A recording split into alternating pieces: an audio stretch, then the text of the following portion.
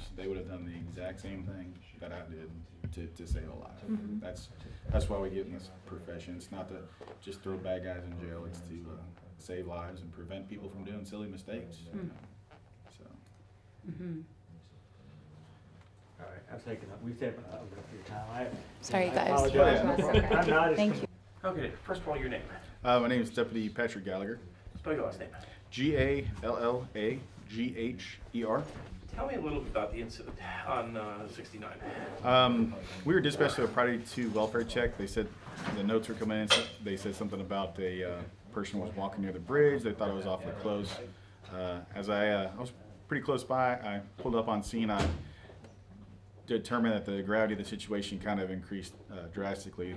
The gentleman was actually sitting on the edge of the bridge with his feet dangling towards 59 southbound main lanes during the busy rush hour. I got out of my car. It started raining. I got out of my car, and I immediately thought that something was wrong with him. So I decided to kind of look not as intimidating as officers can look sometimes, in uniform. So I decided if I got my umbrella out, A, it's preventing the rain, and B, I don't look as confrontational as sometimes uniforms can come across to people that are in crisis.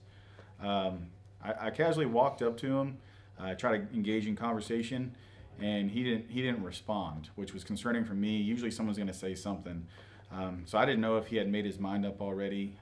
So I knew my partner was pretty close by, and I saw him coming up the feeder road, and my partner, Deputy Calhoun, put on his lights and pulled over. At about the same time, I was getting really close to him, closing my distance. And so I looked to my left, and I saw him, the guy on the bridge, look over at my partner. At that time, I thought it was the perfect time to grab him, place him on the ground, and detain him and figure out what's going on with him. So I went ahead and dropped my umbrella and grabbed him and placed him on the ground until we could figure out what's going on with him. I mean, situation like this. I mean, you got traffic down below. This guy jumps. He could go through windshield, got on the road. It had been. Yeah. I mean, just about anything there. It's a very fluid situation, and that was my concern. I mean, you have so many people going at 65, 75 miles an hour, and it's rush hour, and I don't want someone to witness if he jumped. I don't want someone to see that. I don't want him to die. I don't want anything to happen to anybody. So my quick reaction, which through our training here, they tell you that it's not going to be a cookie cutter example every time you go to a scene. So sometimes you have to improvise, and I thought the best situation there was come up casually, try to engage in conversation, still trying to kind of look not as authoritative or have an authoritative tone, and then get as close as I can and try to grab him and take him off the bridge so I know he's safe. What was his story as to why? He told me basically he was depressed. He'd been depressed, having some thoughts about harming himself, and he climbed up on the bridge, been up there, he said, for a few minutes, and was contemplating just jumping off the bridge. And you actually have a personal story in regards to this. Tell me about that. Yes, ma'am.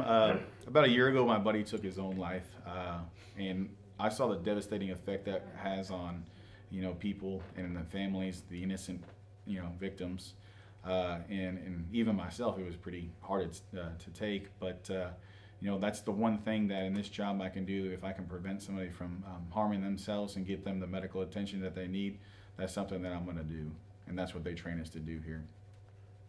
How long have you been with the department now? Be going on 10 years in March. You started out in the jail division. How Yes, did that help working with those guys on a regular basis in the jail? I mean, before you hit the streets. Yeah, the jail was one of the best things that could ever happen to me. It gave me the bearings and learned how to talk to people. In the jail, you don't have any intermediate weapons. You don't have guns. It's basically how you talk to people.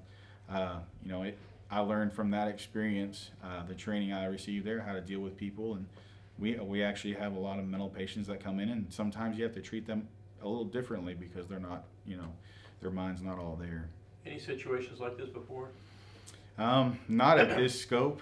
We've had several attempted suicides that I've worked, successful suicides that I've worked, but nothing at this scale where someone's jumping off a 17-foot bridge onto the main lanes. Nothing ever close to that. Everyone's calling you a hero. How are you responding to that? That's a word that I'm definitely going to say I'm not a hero. The real heroes to me are the men and women who didn't make it home from their shifts in law enforcement. They're the ones that they're heroes to me. And I know anybody in my agency, my partners, any one of them would have done the same thing. if they were put in that situation. So. What was running through your mind the whole time you're walking? I mean, you see this guy sitting on the bridge, you saw your partner come up, but you see the guy sitting on the bridge. What's running through your mind the whole time as you're walking up to making the approach? The entire time I'm planning where he's going, and I'm bracing myself for how quick and fast it's going to have to go and where I'm going. So I kind of already lined out where he was going to go and what was going to happen immediately after that. So it came out pretty well after that. Yeah, fortunately for everybody in the situation, I'm glad. And he admitted later that, you know, he wanted to hurt himself, and he thanked me for saving his life. And I mean, I appreciate it, but like I said, the biggest thing to me is that you know, we get the message out there to people that are thinking about suicide, that if they don't know the suicide prevention number, they can contact local law enforcement. We're not going to lock you up. We're not going to take you to jail for having suicidal thoughts. We're going to get you the help that you need, that you maybe aren't be able to find on your own. So if anything out of this comes of it, more highlight on suicide prevention. All right, appreciate it. All right, sir. Oh, okay, sir. First of all, your name? Lieutenant Scott Spencer. Scott, tell me what you think of this deputy. I mean, the way he went about this and basically saved this guy's life. I think it's amazing. He exemplifies exactly what law enforcement is, and what we strive for here at the Sheriff's Office is professionalism, dedication to the community and to the public, and we're just very proud of Deputy Gallagher. All right. That's good right there. That's what it was.